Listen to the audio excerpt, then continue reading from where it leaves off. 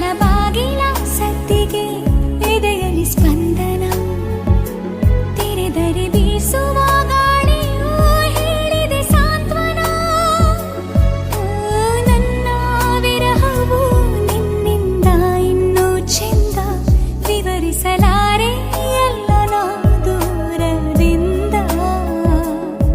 ನೆನಪನ್ನು ರಾಶಿ ಹಾಕಿ ಎಣಿಸುತ್ತ ಕೂರಲೇ ಕನ್ನಡಿಯಲ್ಲಿ ನಾ ಹುಡುಕಲೇ ನಗುವುಂದನು ಒರೆಸುವ